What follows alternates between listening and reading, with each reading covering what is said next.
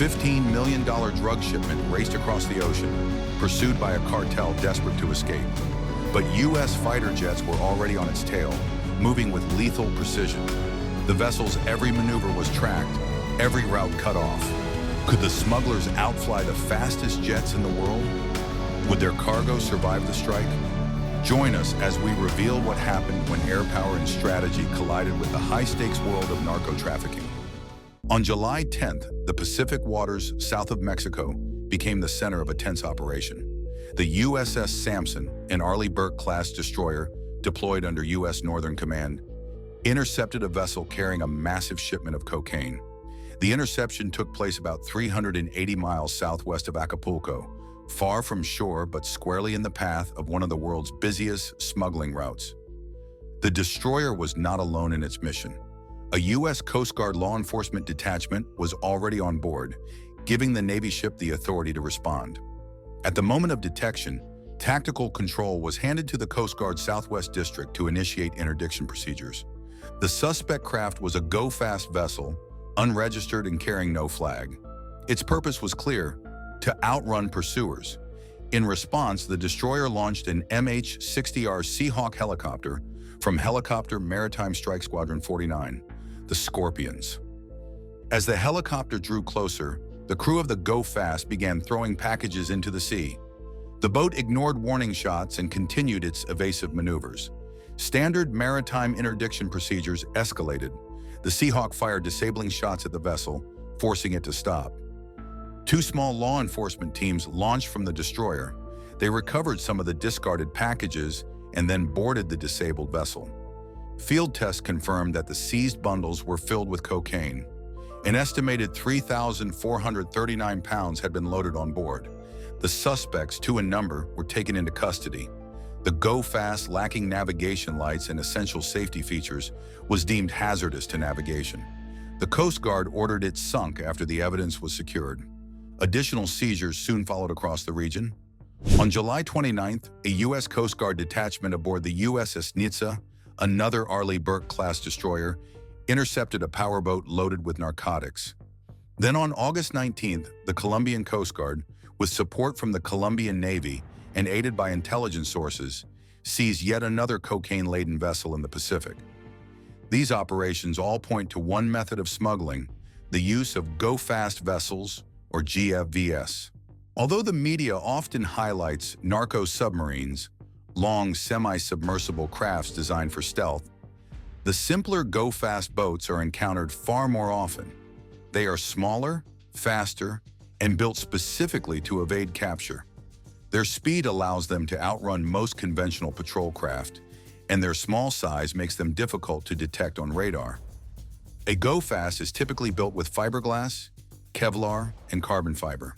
The hull is usually a deep V design, ranging between 20 and 50 feet in length.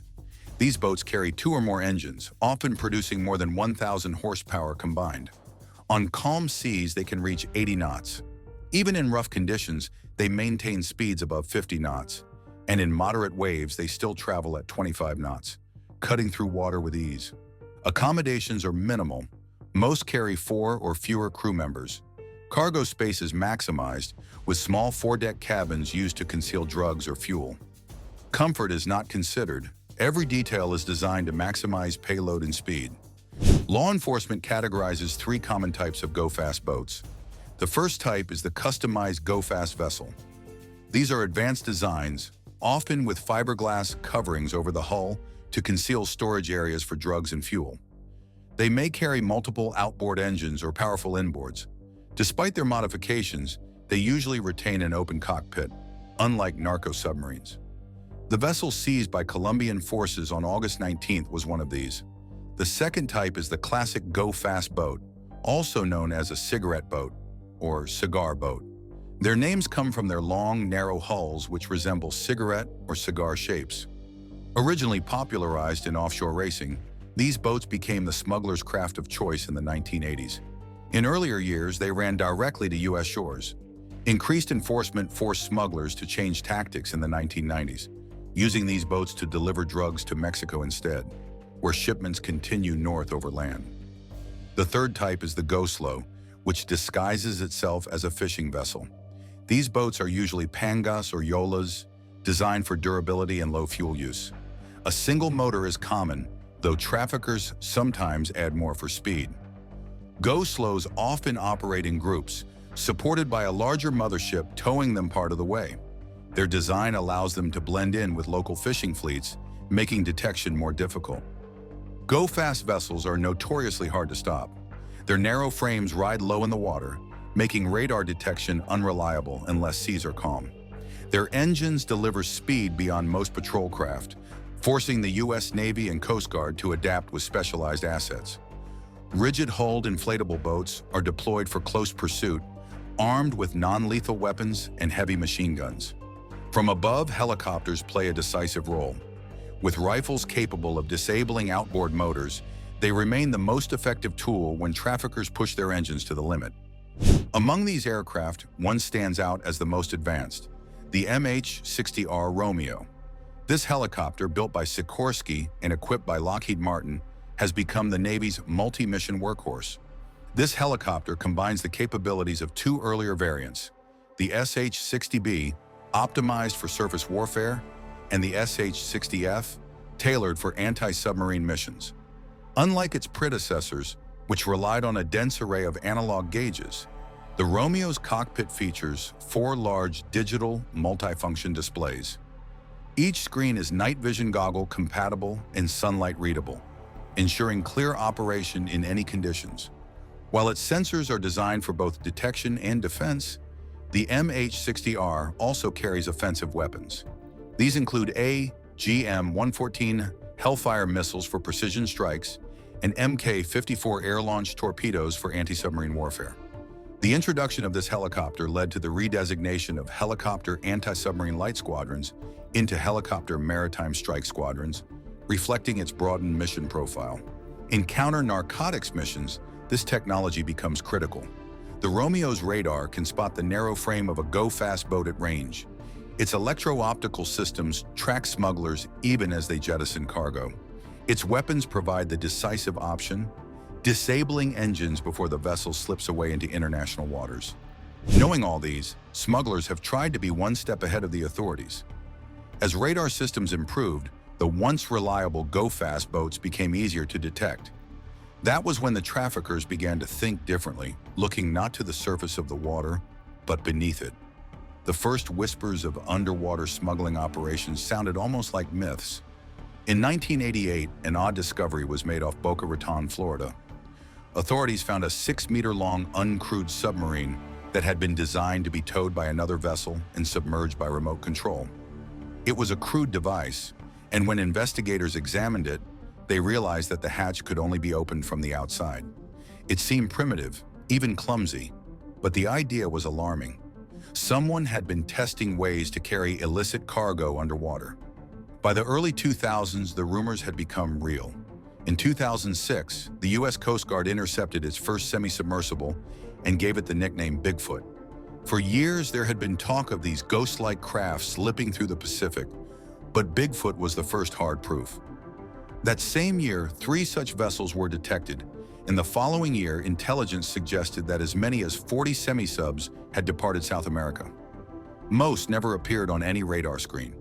The vast Pacific swallowed them whole, and only fragments of their journeys ever surfaced. Other nations began making discoveries of their own. In Spain, a 10-meter-long sub appeared on the northern coast, its purpose unconfirmed, but strongly suspected. In Italy, a secret collaboration between Colombian builders and the powerful 'Ndrangheta syndicate was disrupted when police found a vessel still under construction. The message was clear: the technology was spreading. No longer limited to Colombian rivers and jungles, these machines were beginning to cross borders in design and ambition. The year 2008 marked a turning point. In the first 6 months alone, U.S. forces detected 42 semi-subs operating near Central America. Few were captured, as crews had mastered the brutal art of scuttling. When cornered, they opened valves and flooded their own vessels, sinking both craft and cargo within minutes. Evidence disappeared into the depths, leaving nothing but an empty ocean and unanswered questions. Still, several were seized intact. One Mexican Navy operation saw special forces fast rope from a helicopter onto the deck of a moving sub, seizing 5.3 tons of cocaine. Another interception west of Guatemala netted 7 tons.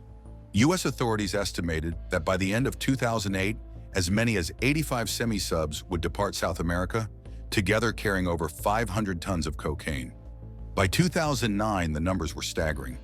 Reports claimed as many as 60 submarine events were recorded that year, suggesting that cartels were moving a ton of cocaine per day beneath the surface. Colombian forces reported discovering or capturing 33 subs of their own. What had once seemed like an experimental gamble was now a well-oiled system. The jungle shipyards of Colombia had become assembly lines for ghost ships. Intelligence breakthroughs shed more light on the scale of the operation.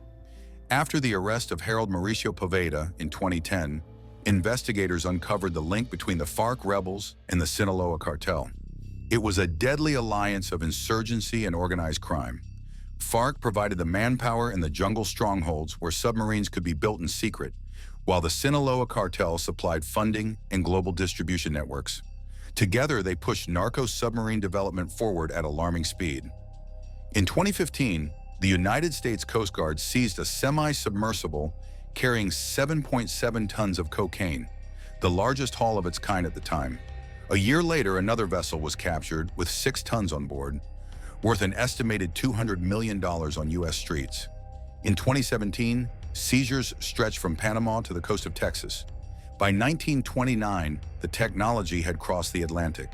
Spanish authorities intercepted a 20-meter semi-submersible carrying 3 tons of cocaine off the coast of Galicia. For the first time, it was proven that narco subs could make a full transatlantic crossing. Later that year, the Peruvian Navy seized another vessel, this one carrying 2 tons. The 20s have only confirmed the escalation. In 2020, Colombian authorities captured a narco submarine operating in their waters. In 2021, Ecuador intercepted another in the Pacific. In 2023, the Spanish Guardia Civil discovered a 22-meter semi-submersible christened Poseidon, built from carbon fiber and fitted with a central hold capable of carrying 5 tons of cocaine. Unlike earlier models, Poseidon showed craftsmanship closer to military engineering than makeshift smuggling. In 2024, Colombian forces intercepted a semi-submersible more than 3,000 miles from the South American coast, loaded with 5 tons of cocaine. Its position in the eastern Pacific suggested an even more ambitious plan: direct runs to Australia and New Zealand, skipping the risky step of hiding narcotics in commercial shipping containers. These vessels are primarily manufactured in the dense Colombian jungles, under the cover of thick canopies, and in shipyards hidden from satellite and patrol aircraft. Materials are smuggled in piece by piece, including fiberglass sheets, diesel engines, welding tools, and generators. Camps are set up with sleeping quarters for workers, and for months, teams of builders labor in secrecy. A single vessel can cost $2 million and take a year to complete. Some are meant for one journey only, scuttled once their cargo reaches its destination. Others are carefully built for reuse, fitted with zinc bars to prevent corrosion, a detail that suggests long-term planning. The design has improved steadily over time. Early subs were slow, poorly sealed, and at constant risk of sinking. Modern semi-subs are sleek and purposeful. An 18-meter model can carry up to 10 tons of cocaine and reach speeds of nearly 20 kilometers per hour. They are usually made of fiberglass, powered by diesel engines and crewed by 4 men. Cargo space is crammed and uncomfortable. There is no toilet, and the conditions inside are suffocating. But they can travel over 3,000 kilometers, long enough to make the journey north towards Central America or across the Atlantic. Many are painted ocean blue, nearly invisible from the air, and they produce almost no wake.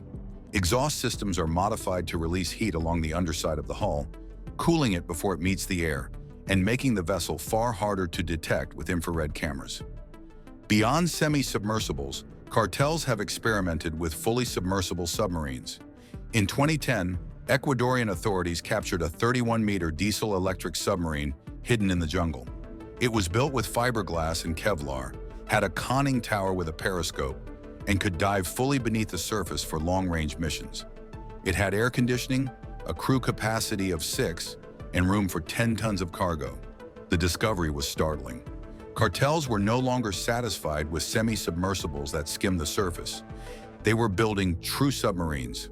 The following year, Colombian forces found another fiberglass and Kevlar submarine, 35 meters long, capable of carrying 8 tons while operating 9 meters below the waterline.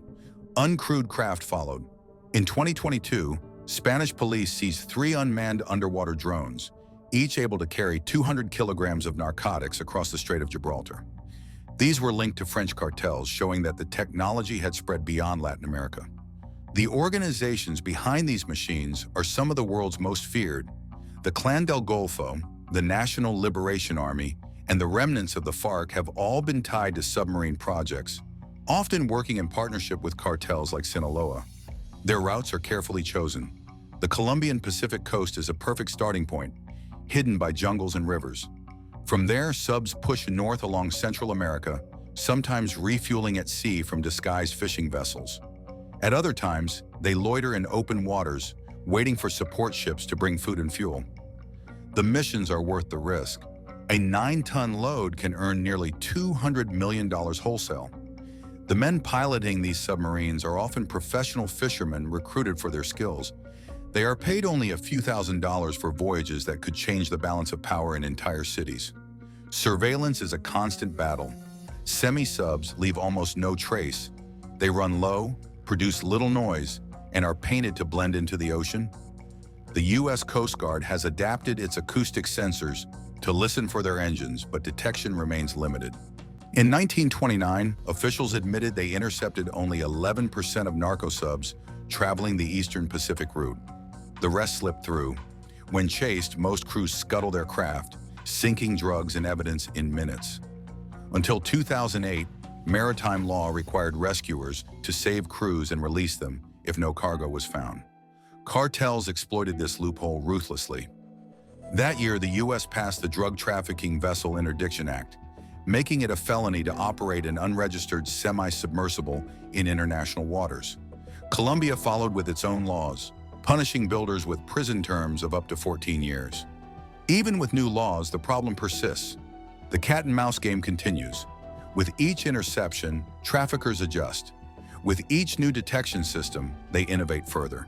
The subs have grown longer, faster, stealthier. Some are meant for suicide runs across oceans, their crews ready to sink them at the first sign of patrol aircraft. Others are experimental drones, guided remotely or disguised to look like living creatures. What began as crude prototypes in hidden rivers has now evolved into a fleet of shadow machines that can cross oceans undetected. To curb the problem with the cartels at the roots, the U.S. Navy has introduced its next-generation drone aircraft. The P-8 Poseidon is based on the Boeing 737-80ERX, a cousin of the familiar commercial airliner. But it has been transformed into a military machine. From a distance, it looks like a passenger jet, but beneath its skin, the airframe has been strengthened, reinforced for low-altitude sweeps and sharper turns. Spirit Aerosystems, the same company that builds fuselages for civilian 737s, modified the structure, carving out space behind the wing for a bomb bay capable of carrying torpedoes and other weapons. The wings are taken from the larger 737-900, fitted with raked wingtips like those on the Boeing 767-400ER, and given powerful de-icing systems that can shatter ice buildup during long flights in rough conditions. Every part of the Poseidon has been engineered for endurance, maneuverability, and relentless hunting. The Poseidon carries the Raytheon APY-10 multi-mission radar, capable of scanning wide surfaces and tracking targets at sea in all weather. Its data is fused by advanced software, layering radar sweeps, acoustic signatures, and electro-optical feeds into a single picture. The result is clarity in chaos, where the smallest contact, a fast boat, a drug sub, or even a periscope, can be found. In operations, the Poseidon has already proven its value. Its first missions came in 2012 during littoral warfare exercises off the American coast. Soon after, it deployed overseas, flying out of Okinawa at a time when China declared a new air defense zone over the East China Sea. its patrols took it into contested skies, shadowed by Chinese fighters that came dangerously close. But for all its clashes with rival powers, one of the Poseidon's most pressing missions remains the hunt for narco subs. Its APY-10 radar can pick out a faint wake left by a semi-submersible. Its acoustic buoys, dropped in patterns across suspected routes, can listen for engines deep beneath the surface. And with the addition of glide torpedoes, it can strike before the sub escapes. In some missions, the Poseidon has worked side by side with Coast Guard cutters and Navy destroyers, using its sensors to track narco subs until fast boats close in. At other times, it has hunted alone, sweeping the Caribbean and Eastern Pacific with its operators locked onto shifting trails of data. The P-8's long-range radar, its buoy fields, and its ability to stay aloft for hours make it one of the few tools capable of breaking the cartel's most advanced cover. Thanks for watching. Before you go, click the link on your screen to check out another video. See you there.